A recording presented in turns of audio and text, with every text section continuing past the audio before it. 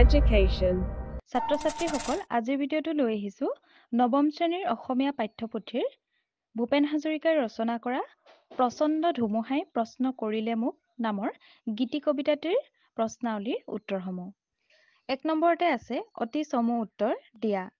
ক নম্বৰ প্ৰশ্নটো হৈছে কবিয়ে কাক সংকীৰ্ণতা এৰি দি পূৰ্ণ বিশালতা দিবলৈ আহ্বান জনাইছে। ইয়াৰ উত্তৰ হ'ব কবিয়ে আকাশক সংকীৰ্ণতা এৰি পূৰ্ণ বিশালতা দিবলৈ আহ্বান জনাইছে। খ নম্বৰ প্ৰশ্নটোত আছে কবিৰ প্ৰাপ্য কি তাক সুধি কোনে প্ৰশ্ন কৰিছিল। ইয়াৰ উত্তৰ হ'ব কবিৰ প্ৰাপ্য কি বুলি প্ৰচণ্ড ধুমুহাই প্ৰশ্ন কৰিছিল। গ নম্বৰটো দিছে কবিক বিশাল দৃষ্টি কোনে দিলে। উত্তৰ কবিক বিশাল দৃষ্টি মহাকাশে দিলে। ঘ নম্বৰটোত হৈছে মুমূৰ্ষ মানৱক জীৱনৰ বিদ্যুৎ কিঞ্চিতো যদি দিব পাৰোঁ ইয়াত বিদ্যুৎ শব্দই কি বুজাইছে। উত্তৰ ইয়াত বিদ্যুৎ শব্দই প্ৰাণ শক্তিৰ কথা বুজাইছে। ১ নম্বৰ প্ৰশ্নটোত আছে প্ৰচণ্ড ধুমুহাই কবিক কি প্ৰশ্ন কৰিছিল। উত্তৰ প্ৰচণ্ড ধুমুহাই কবিৰ প্ৰাপ্য কি বা কবিক কি লাগে বুলি প্ৰশ্ন কৰিছিল। ২ নম্বৰ প্ৰশ্নটোত আছে বজ্ৰই কবিক কি কি দিলে। উত্তৰ বজ্ৰই কবিক উদাত্ত কণ্ঠ আৰু সাহসৰ যুক্তি দিলে।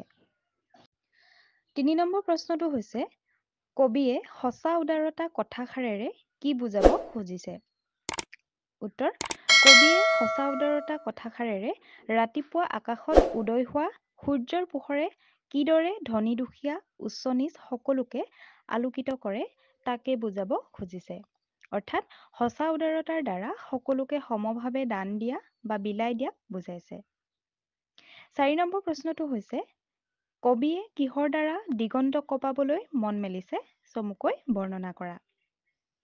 উত্তৰ কবিয়ে বজ্ৰৰ পৰা কণ্ঠ আৰু ধুমুহাৰ পৰা শক্তি লাভ কৰি এখন সুস্থ সবল শান্তিৰে ভৰা সমাজৰ হকে গান গাবলৈ মন মেলিছে। সেয়েহে কবিয়ে বজ্ৰৰ দৰে নিৰ্ভীকতা আৰু উদাত্ত কণ্ঠেৰে মানৱতাৰ বাবে গীত গাই দিগন্ত কঁপাবলৈ মন মেলিছে। ৫ নম্বৰ প্ৰশ্নটোত আছে কবিয়ে কলিজাৰ সঁচা সুৰেৰে সিক্ত কৰি কাৰ সমাজত কি গীত গাবলৈ সাজু হৈছে। উত্তৰ কবিয়ে কলিজাৰ সঁচা সুৰেৰে সিক্ত কৰি দানৱৰ সমাজত মানৱতাৰ গীত গাবলৈ সাজু হৈছে।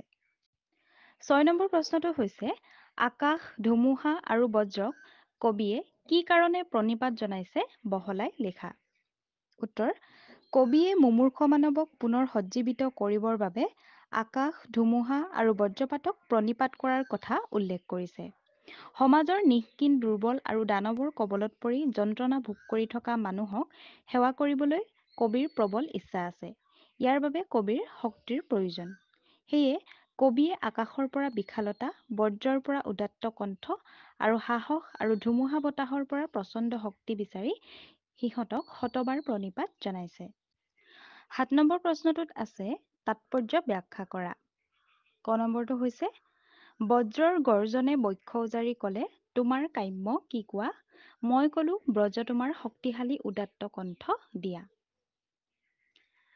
উত্তৰ উক্ত কবিতা ফাঁকি ভূপেন হাজৰিকাই ৰচনা কৰা প্ৰচণ্ড ধুমুহাই মোক প্ৰশ্ন কৰিলে নামৰ গীতি কবিতাটিৰ পৰা তুলি দিয়া হৈছে।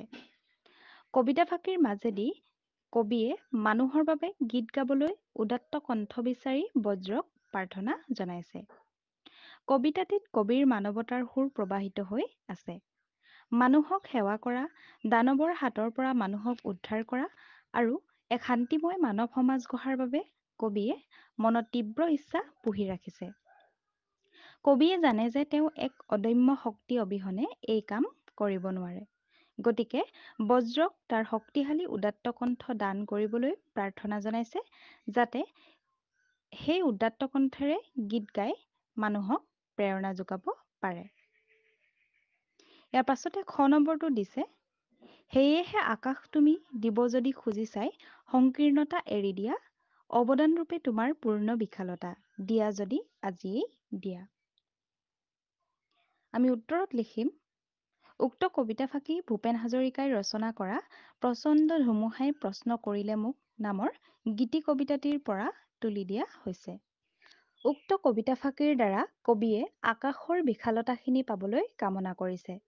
কবিয়ে প্ৰকৃতিৰ উপাদানবোৰৰ পৰা নানা গুণ আহৰণ কৰি সমাজতো মানৱৰ গীত গাবলৈ বিচাৰিছে।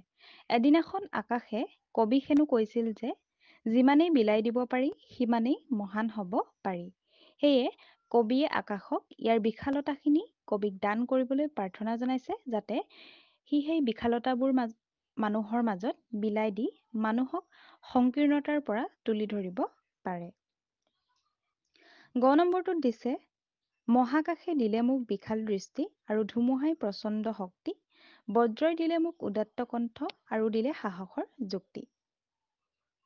আমি উত্তৰত লিখিম উদ্ধৃত কবিতা ফাঁকি ভূপেন হাজৰিকাই ৰচনা কৰা প্ৰচণ্ড ধুমুহাই প্ৰশ্ন কৰিলে মোক নামৰ গীতি কবিতাটিৰ পৰা তুলি দিয়া হৈছে। কবিয়ে প্ৰকৃতিৰ কোন কোন উৎসৰ পৰা কি কি বস্তু বা শক্তি লাভ কৰিলে তাক উক্ত কবিতা ফাঁকিৰ মাজেদি প্ৰকাশ কৰিছে। কবিয়ে ক'ব বিচাৰিছে যে মহাকাশে কবিক প্ৰদান কৰিছে বিশাল দৃষ্টি আৰু প্ৰচণ্ড ধুমুহাই প্ৰদান কৰিছে শক্তি। বজ্ৰই প্ৰদান কৰিছে উদাত্ত কণ্ঠ। মহাকাশৰ বিশাল দৃষ্টি, ধুমুহাৰ প্ৰচণ্ড শক্তি আৰু বজ্ৰৰ উদাত্ত কণ্ঠই প্ৰদান কৰা সাহসেৰে কবিয়ে জীৱনত আগবাঢ়ি যাবৰ কাৰণে প্ৰেৰণা লাভ কৰিছে।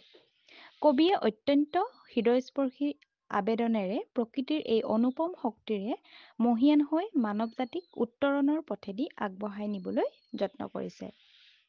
ইয়াৰ পাছতে আছে ঘ নম্বৰটোত মুমূৰ্ষ মানৱক জীৱনৰ বিদ্যুৎ কিঞ্চিতো যদি দিব পাৰোঁ, আকাশ ধুমুহা আৰু বজ্ৰক তাৰ বাবে প্ৰণিপাত কৰোঁ।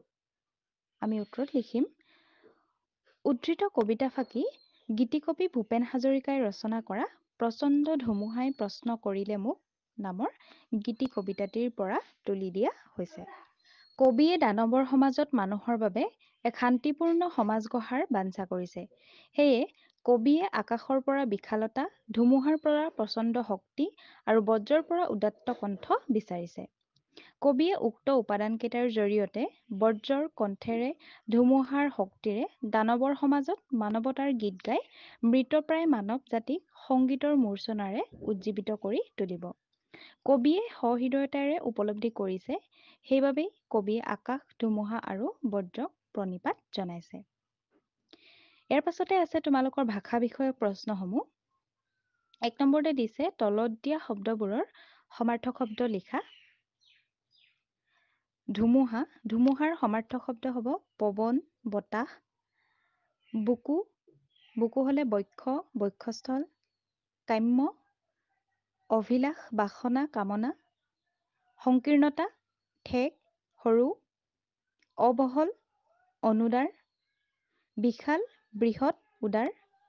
দানৱ, দৈত্য, অসুৰ বা ৰাক্ষস। প্ৰণিপাত, প্ৰণাম, প্ৰণতি, নমস্কাৰ। সিক্ত, আৰ্দ্ৰ বা তিতা। ইয়াৰ পাছৰটোত দিছে তলত দিয়া শব্দকেইটাত কি কাৰণে মূৰ্ধন্য ন হৈছে। প্ৰথমে দিছে কণ্ঠ। কণ্ঠ শব্দটো কিয় মূৰ্ধন্য ন হৈছে? মূৰ্ধন্য ত বৰ্গৰ কোনো বৰ্ণৰ লগত যুক্ত হ'লে দন্ত্য ন মূৰ্ধন্য ন হয়। পূৰ্ণ, ৰৰ পাছত থকা দন্ত্য ন মূৰ্ধন্য ন হয়। প্ৰচণ্ড, মূৰ্ধন্য ত বৰ্গৰ কোনো বৰ্ণৰ লগত যুক্ত হ'লে দন্ত্য ন মূৰ্ধন্য ন হয়। সংকীৰ্ণতা, ৰৰ পাছত থকা দন্ত্য ন মূৰ্ধন্য ন হয়। প্ৰণিপাত, পৈৰপ্য উপসৰ্গৰ পাছত থকা দন্ত্য ন মূৰ্ধন্য ন হয়। ইয়াৰ পিছতো দিছে তলত দিয়া শব্দকেইটাত কি কাৰণে মূৰ্ধন্য ষ হৈছে লিখা। মুমূৰ্ষ আৰু দৃষ্টি। মুমূৰ্ষটোত হৈছে অৰ বাহিৰে অন্য স্বৰবৰ্ণ বা ৰৰ পাছত থকা প্ৰত্যয়ৰ দন্ত্য স মূৰ্ধন্য ষ হয়। দৃষ্টি, মূৰ্ধন্য ত বৰ্গৰ বৰ্ণৰ লগত যুক্ত দন্ত্য স মূৰ্ধন্য ষ হয়। ইয়াৰ পাছৰটোত দিছে সন্ধি ভাঙা। দিগন্ত, দিক যোগ অন্ত। সৰ্বাকাশ, সৰ্ব যোগ আকাশ। সংকীৰ্ণ, সম যোগ কীৰ্ণ। ছাত্ৰ ছাত্ৰীসকল আজিৰ ভিডিঅ'টো আছিল ইমানেই যদি ভিডিঅ'টো ভাল পালা তেন্তে ভিডিঅ'টো লাইক কৰিবা কমেন্ট কৰিবা আৰু বন্ধু বান্ধৱীলৈ শ্বেয়াৰ কৰাৰ লগতে আমাৰ চেনেলৰ প্ৰশ্ন উত্তৰৰ ভিডিঅ'সমূহ পাই থাকিবলৈ